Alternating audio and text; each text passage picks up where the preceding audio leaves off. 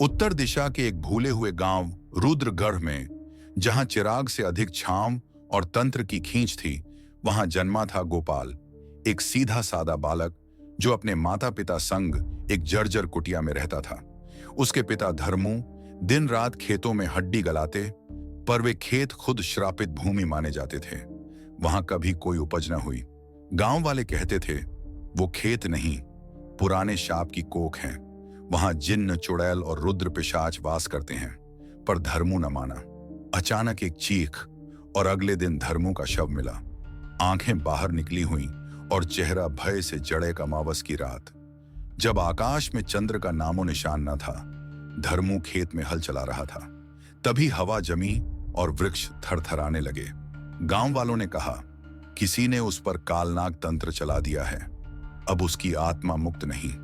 मां ने तो रो रोकर आंखें खो दी, और गोपाल, वही 20 साल का छोरा, अब अकेला योद्धा था। 13वीं तक घर में लोग आए, भोजन खाया, झूठे आंसू बहाए, पर 13वीं की रात एक बूढ़ी मौसी ने कहा, यह घर अशुभ है, धर्मू की आत्मा यहां भटकेगी, मैं नहीं रुक सकती। सुबह तक सारा घर सूना था। गोपाल ने खेतों की ओर देखा, जहां पिता का रक्त मिट्टी में समा गया था। अब गोपाल ने हल उठाया, पर जब वह खेत जाता, उसे लगता जैसे कोई उसके पीछे चलता है।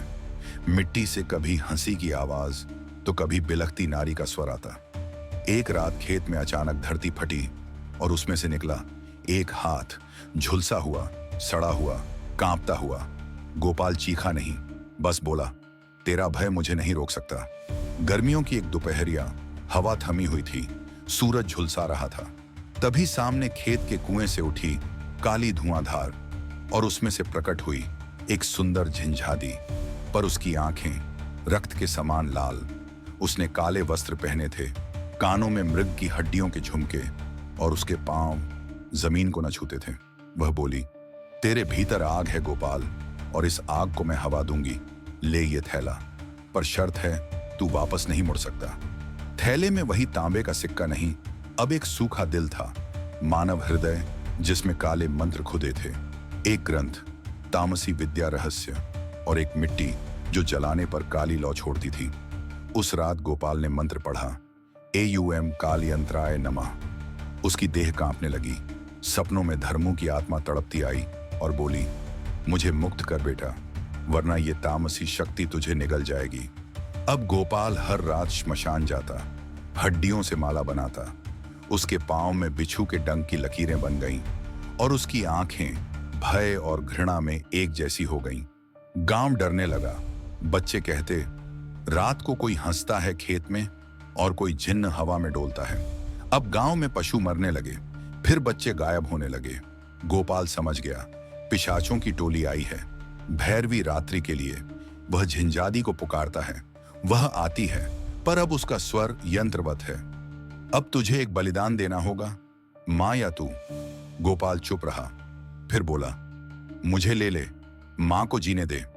झिंझादी मुस्कुराई, तू पार हो गया, अब पिशाचों की सत्ता तुझसे थर्राएगी। रात के तीसरे पहर गोपाल ने अंतिम मंत्र पढ़ा, एयूएम रक्षोघ्नाय रुद्राय नमः। पिशाचों ने आक्रमण किया।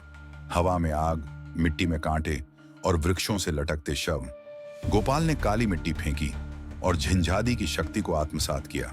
एक प्रकाश फूटा और पिशाच चीखते हुए खेत में समा गए। सुबह गांव जगा और देखा, गोपाल वहीं खेत में बैठा था, पर अब उसकी देह धुएं सी हो रही थी। झिंझादी आई, अब तू इस लोक का नहीं रहा, तुझे अग्निलोक बुला रहा है। वह मुस्कुराया और फिर काले धुएं में बदलकर हवाओं में विलीन हो गया। आज रुद्रगढ़ के लोग खेत में नहीं जाते। कहते हैं, जो खेतों में जिन्न और साधक की भेंट हुई थी, वहां अब केवल वे ही बोलते हैं।